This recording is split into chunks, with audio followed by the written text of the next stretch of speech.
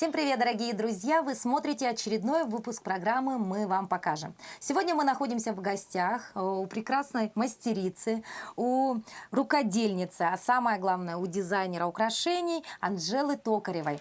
Посмотрите, какую красоту Анжела делает своими руками. Но здесь у нее в мастерской действительно очень много всего, но обо всем нужно поговорить будет по порядку. Анжела, здравствуйте! Приветствую вас! Приветствую вас, дорогие зрители. Анжела, ну расскажите, пожалуйста, давайте сначала поговорим о том, когда все началось. Ну, потому что сейчас у вас целая мастерская, у вас курсы, да, у вас потрясающая уже коллекция ваших украшений. Ну, вы же когда-то начинали. Вот как давно это было и свою первую работу покажите нам. Хорошо.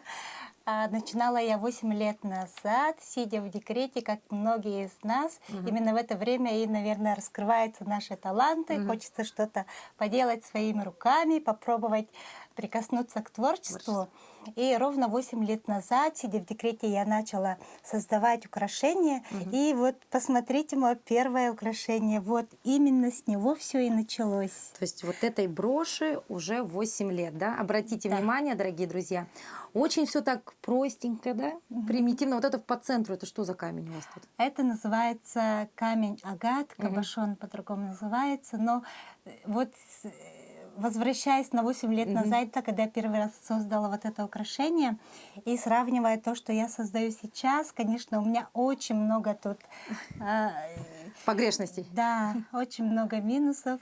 А вот знаете, я бы даже не увидела. Я просто единственное, что смотрю, здесь все такое более матовое, сдержанное, да, а сейчас прям все блестит, все сверкает, и совершенно другая цветовая гамма у вас здесь, да, уже. Ну и, соответственно, материал другой, да? Да. Ну вот, и значит, 8 лет прошло, сегодня вы увлеченно занимаетесь вот таким творческим процессом. Что больше всего нравится делать? Больше всего мне нравится создавать якутские украшения. Но также я создаю такие украшения, как броши. Очень слежу за модой. Начала создавать такие кокошники, которые сейчас в тренде, которые любят носить модницы. Вы посмотрите, какая красота, дорогие друзья. Вот, это правда в тренде. И, значит, но это уже совершенно, да, не якутская тематика, это вот конкретно только, так сказать, по моде. Да, создаю колье разные, которые вот на мне, кольца, браслеты самые разные, которые вот здесь. Создаю украшения, которые хочу. Ну, например, купила платье, хочу украшения, создаю. Вообще классно, когда сама создаешь. А вот, ну, то есть вы сейчас это все делаете только в основном, ну, как бы по своему, да, творческому такому мышлению, или все-таки уже больше вы думаете, там, ну, допустим, к Новому году надо определенную коллекцию, да, или там на 8 марта, или вот как душа захотела, только тогда и создаете? Нет, конечно же, у меня идет тайм-менеджмент, все планирую. Например, скоро у нас через совсем буквально мало месяцев будет СЭХ, поэтому сейчас у меня вот создание такого украшения. Курсы у меня идут. Я вот сейчас создаю украшения и обучаю всех желающих. У меня по республике около 1000 учениц, которые были у меня на мастер-классах, самостоятельно создают, продают свои украшения. Ученицы самых разных возрастов, начиная от 13 и до 85 мои самые старшие ученицы. Вы знаете, я вот здесь сижу у Анжелы, да, и вот просто рассматриваю все, настолько все красиво, да, здесь есть броши из пайеток, да, ну вот я, например, даже понятия не имею, как можно сложить пайетки все вот так плотно и в один ряд, чтобы это еще все так аккуратно смотрелось, да, просто уму непостижимо. А какие бабочки, вы только поглядите, да. А самое главное, обратить внимание нужно на вот эту ювелирную работу. Никаких лишних стежков, никакого лишнего клея, ничего не видно. Вот как будто бы, я не знаю, прям вот магазин, да, прям с фабрики. А вот давайте поговорим про вот эту красоту, да. Сколько примерно по времени занимает изготовление вот этого полного комплекта? Но вот этот первый комплект свой я создавала вот с учетом семьи, да, детей. Где-то 2 месяца, наверное. Но когда создаешь первый раз, очень много времени уходит. Это вот подбор материалов. Это вот иногда бывает так, что не получается с первого раза, много раз распарываешь, И тогда, конечно, по времени больше уходит. Например, этот комплект я бы теперь создала бы, наверное, месяц. Ну, чисто вот повторить. Повторить. Ага. Ну, здесь у нас что? У нас здесь бисер, я вижу, да? У нас здесь камни.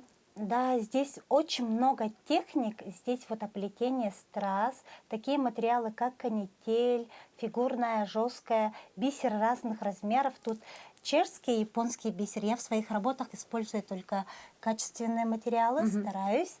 И никакого китайского бисера, чешская и японская.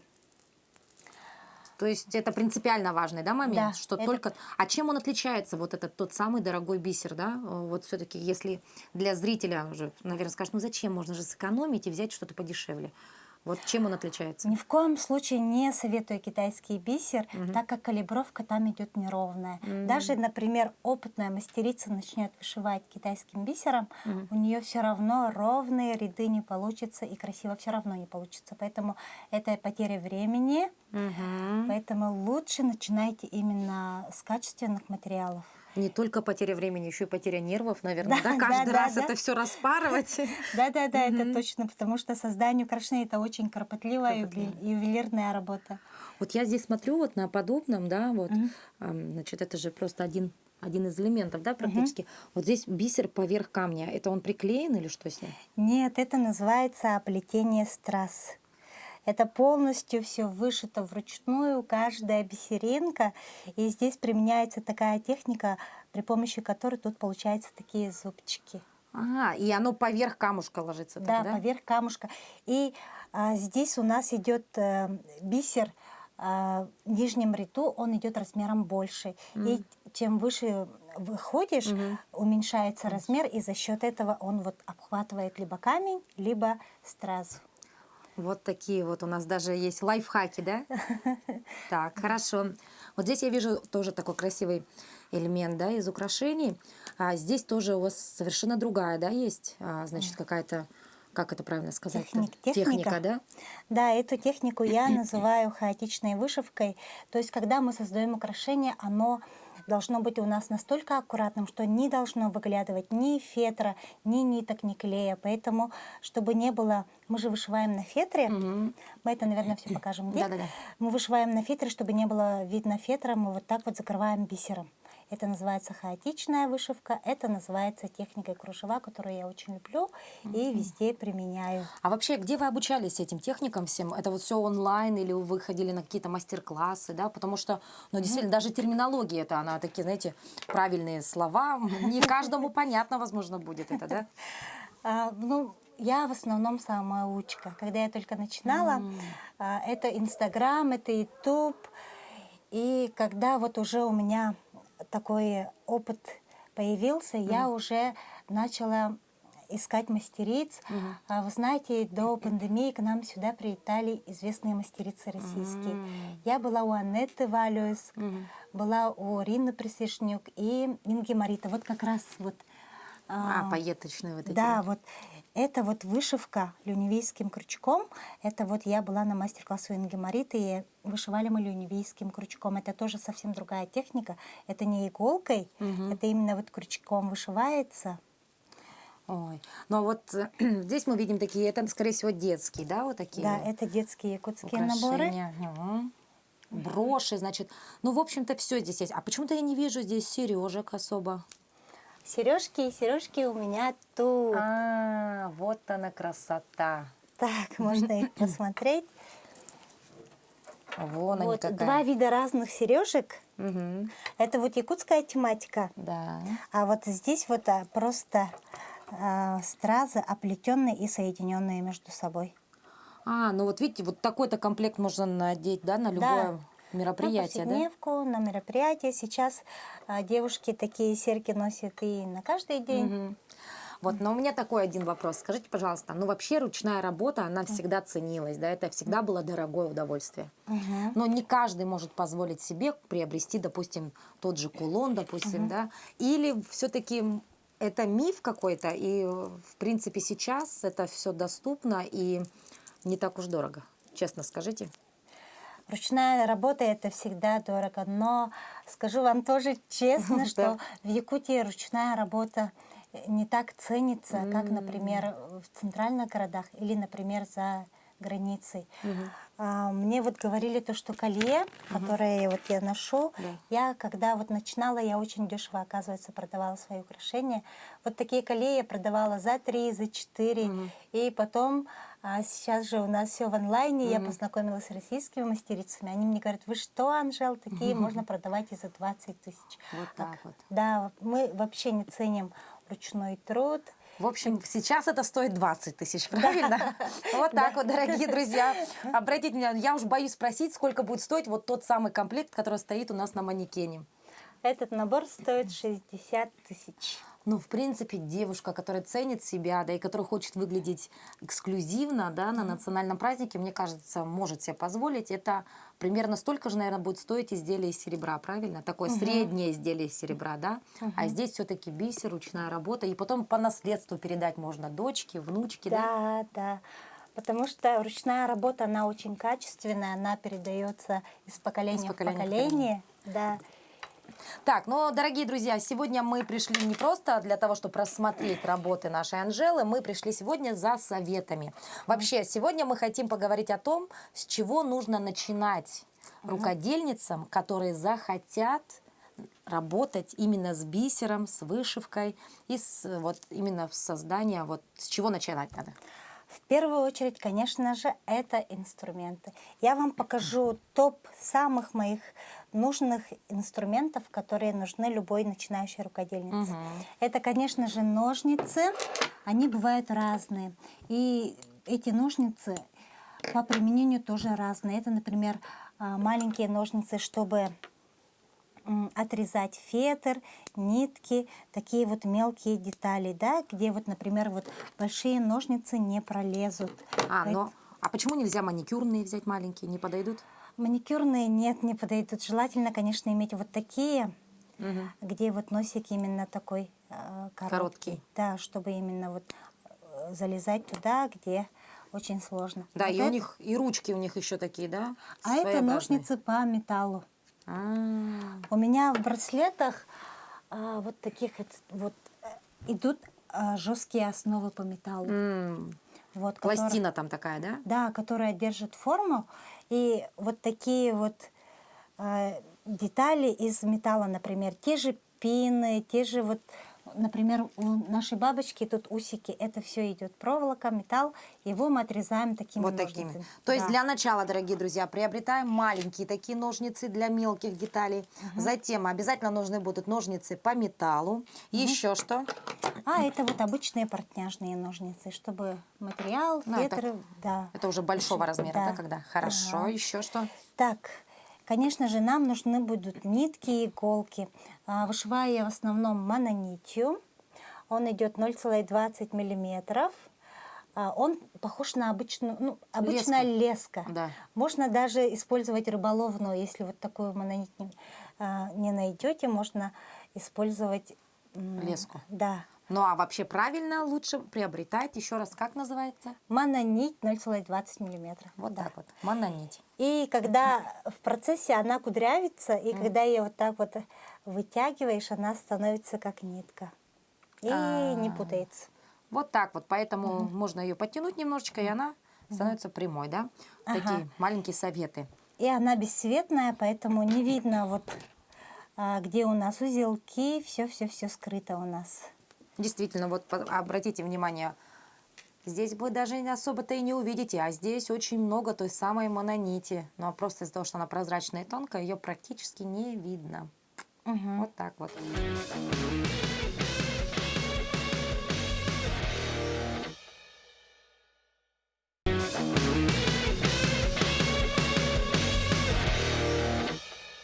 Так, хорошо, движемся далее. Дальше клей. Клей-момент. Обожаю этот клей, потому что состав у него идет резиновый, и он очень хорошо держит все вот наши стразы, стразовая лента, все. Вот когда мы оформляем изнаночную часть, без этого клея никак. Желательно иметь сразу вот таких вот 3 клея. Это прозрачный, это особо прочный и обычный универсальный клей-момент.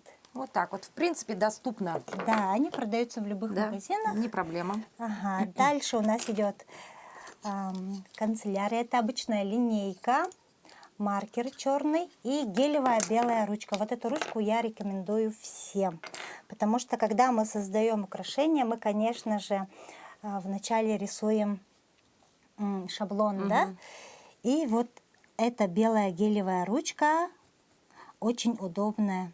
И в процессе вышивки она не стирается. Ну то есть можно было кусочком мыла по старинке обвести, Да, да, там, есть. или там карандаш еще был белый какой-то, да, такой специальный, а здесь ручка, да? Да. И очень тонкий контур у нее получается, да? Да, да, да. То есть белая гелевая ручка. Да. Мастерицы берем на заметку. Так, и еще что нам нужно? Пинцет, если, например, бывает очень мелкие детали, те же стразинки, стразовая лента, чтобы удобно было работать, используем пинцет.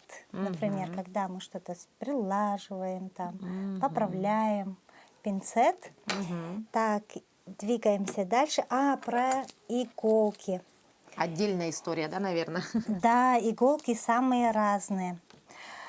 Используйте качественные иголки, потому что от выбора иголок многое зависит. Это наша скорость, как мы быстро закончим изделие и так далее. Поэтому рекомендую вот такие вот иголки качественные. Это индийские иголки. Они бывают самых разных размеров. И есть большие, есть поменьше, есть вообще вот такие, как нитка сама. Его мы используем как раз-таки при оплетении страз, камней, потому что посмотрите, какая она тонкая. Она сама как нитка. Вот Действительно, вы посмотрите, как ниточка, вот просто вот. Я впервые вижу такую иголку. За всю свою жизнь на такую тонкую иголочку я не видела нигде и никогда, дорогие друзья. Ну, просто наитончайшая. Вот, как раз-таки вот, когда мы оплетаем, мы работаем с очень мелким бисером. Это японский бисер. И вот как раз-таки именно такой иголкой мы работаем. А если с обычной бисерной иголкой мы будем работать, то бисер у нас будет лопаться. Поэтому оплетаем всегда. Запоминаем. Нужны очень тонкие какие-то иголочки. Это фирма Пони номер 12. 12. Если надо, запишите, дорогие друзья, Пони номер 12. Ну, вообще в бисере нумерация идет интересно. Если, например, бисер номер 5, да, он идет огромного размера. А если, например, бисер номер 15, он идет мелкий совсем мелкий. То есть, чем больше цифра, тем они мельче, да? 15, если 20, еще мельче. Да, Все, верно. вот так вот. Все верно. Хорошо. Так, с иголочками все понятно. Дальше. Инструменты. Это вот самые разные плоскогубцы. Это бокорез, чтобы металл, всякие вот эти пины, штучки наши отрезать. Плоскогубцы. Плоскогубцы рекомендую иметь сразу 2. Потому что, когда мы, например, закрепляем фурнитуру, да, мы работаем всякими застежками, кольцами, цепочками. Одними плоскогубцами мы держим, например, кольца, а другими, например, вот так вот. Чтобы ногти не портить, чтобы руки не портить. Вот так, то есть желательно 2. плоскогубцы. Хорошо, небольшие, да? Это 125 сантиметров. Да, небольшие. Большими, вот именно мужскими, неудобно. Да, действительно, что тут можно сделать большими плоскогубцами, да? Хорошо, и... Круглогубцы. Ну, ими мы делаем ножки всяких насекомых, усики, бабочек. Это все при помощи круглогубцев. Ну, то есть загибать. Да. Закруглять, загибать, это все вот круглогубцами. Смотрите, какой красивый жук. Паук. Паук, посмотрите, какое брюшко. А как оно все блестит-то, вообще красота. Так, хорошо. И дальше чашечки, треугольнички, чтобы удобно было сыпать в пакеты и так далее. Использую в основном вот такие стеклянные капельки, они продаются тоже везде. А вот такими я использую, когда собираю наборы, когда очень нужно разных пакетиков высыпать бисер и так далее. В принципе, вот здесь по основным, да, предметам для работы с бисером Вы Да. все советы дали. Да. Теперь давайте поговорим немножко про тот самый бисер. Вы сказали, что использовать лучше импортный, да? Ну вот Да. тот самый чешский и японский, если в Да, частности брать, да? вот для сравнения я вот взяла японский бисер. Давайте Это посмотрим. номер 15. В основном я использую чешский 10 номер. Это вот в таких пачках он продается. Фирма Preciosa. Он обычно бывает 50 грамм. В продаже он идет везде, любых расцветок. Вот сравните, это вот номер 10 серый, а это вот японский 15. Вот, можно посмотреть поближе, да, по размерам. Видно? Я думаю, будет видно, да? Мелкие совсем. Вот это меленькие, вот это покрупнее, да? Да, вот эти два вида бисера я в основном использую. То есть, если советовать, то лучше брать вот эти два размера, да? Ну, и, конечно же, иногда использую номер 8. Номер 8, он идет чуть покрупнее. Вот, например, идет номер 8. Вот он. А вот я номер 5. Смотрите, да? Ну, это вообще крупный. Номер Да. 5 это прям огромный. Да. А, это вот да. на детских Да. очень много, да, используется? Вот такой крупный даже бывает. Мгм. Так, но это все бисер, это Да. не бусины. Да, это не бусины, это бисер. Так, бусины. Что-то у вас вот еще, вот это что за жгутики? Это канитель. Материалы у нас, конечно, с каждым годом все разные, Да. новые появляются. Это вот называется канитель. Это вот очень классная такая штука, которая превращает наше украшение, прям дает объем, красоту. Так, где у меня тут канитель использована, чтобы хорошо показать? Так, ну а по вот сути это вот похоже что-то, это какой-то это на пружинку похоже. пружинка, либо вот как было же губка для мытья посуды, железная же была такая, серебряная, да? Как это она называлась, я не помню. Вот примерно то же самое. Давайте растянем, покажем. Растяните. Вот, смотри. А, это проволока. Да, это обычная проволока. Просто она туго стянута, да? Вот. Да. А когда, например, впервые работаешь, иногда бывает так, что вот так вот сильно растягиваешь. Поэтому работать с ним надо осторожненько, Аккуратно. чтобы не испортить. А покажите, какой объем из нее выходит. Вот здесь, да, вы хотели? Да, вот здесь она. А, вот она. Вот. Дорогие да. друзья, смотрите. Это не бисер, вот она. Мгм. Вот та самая канитель, да? Так, и здесь можно также посмотреть. И здесь идет она уже Серебряная вот. да, серебристая. А, вот видите, то есть один ряд это все-таки бисер, а другой ряд это уже канитель. Потом пошли стразы, да? Да, стразовая лента. Вот так вот, видите? Оказывается, можно и такие элементы использовать. Ну, очень здорово. Так, еще какие-то вижу такие. Так, это вот называется жесткая канитель. Ее я прям очень обожаю, потому что с помощью него она тоже, смотрите, вот так Да. вот вытягивается. Тоже, да. И вот когда с ним работаешь, надо иметь вот такую середину, где не сильно... Растянуть. Да, чтобы не сильно растягивать. В то же время, когда не дотягиваешь, тогда сложно вышивать. Нитка не проходит, поэтому тут нужна золотая середина. Вот так вот, да. Это вот из таких последних, грубо говоря, да, нововведений в вашем Да. творчестве, да, это вот то, что вы недавно стали употреблять, и вам уже очень сильно нравится, да? Да, Что да, можно посоветовать. Но мне кажется, здесь для начинающих это будет немножко сложновато, но попробовать, дорогие друзья, канитель в таком искусстве просто необходимо. Правильно, Анжела? Да. Так, хорошо. Это вот по советам мы с вами примерно все прикинули. Ну и, допустим, мы сегодня хотели показать Несколько техник. несколько техник. Вперед. Давайте я вам покажу. Вот у меня есть вот такие вот незаконченные элементы. Заготовочки, да. Да, заготовки. Я на них лучше покажу. С чего начинать, например, начинающая рукодельница, да, которая вот только-только купила инструменты, купила материалы и хочет начинать. Конечно же, это шаблоны. Я в основном рисую на листке математики и потом перевожу ее на картон. А откуда это берете рисунок? Сами придумали? Рисунок в основном смотрю, конечно, в Гугле. Например, мышь рисунок, да? Или, например, бабочка. И все выходит. Беру оттуда примерно рисунок и начинаю рисовать. И потом этой же нашей ручкой гелевой вот это все. Обвожу. Да, обводим. Например, сейчас я эту быстренько мышку сделаю. Эту мышку я делала, когда год мыши был. Давно. Наверное, столько мышек у вас, наверное, получилось, да? Да, в этот год мышек было много продано. Так, вот, например, я обвела мышку. И чтобы сделать, вот, например, ушки, Угу. вот так вот протыкаем бумагу. Точки делаем.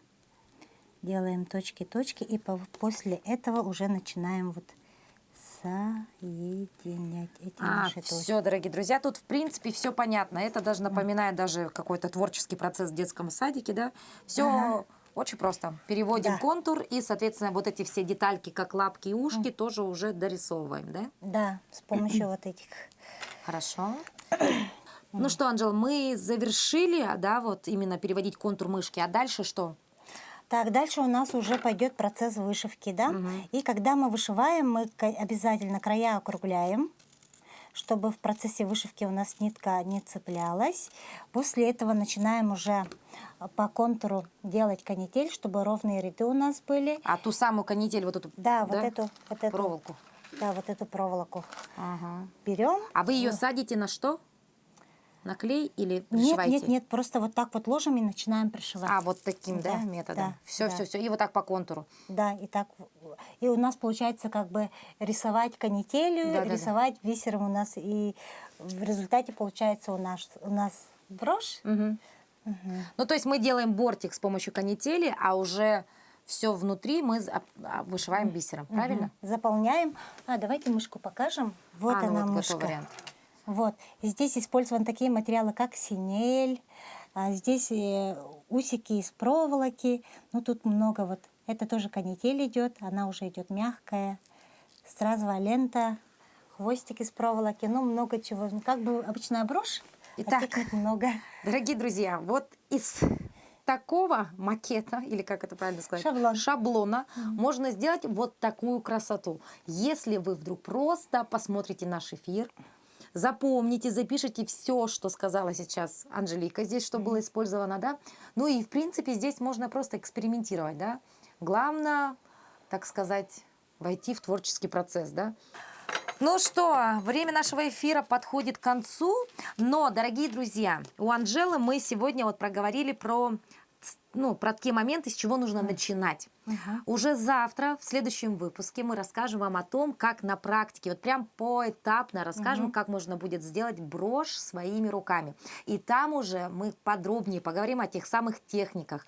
Поэтому смотрите нас завтра в это же время на телеканале Якутия-24. Мы с Анжелой обязательно расскажем, а самое главное покажем, как нужно работать с бисером.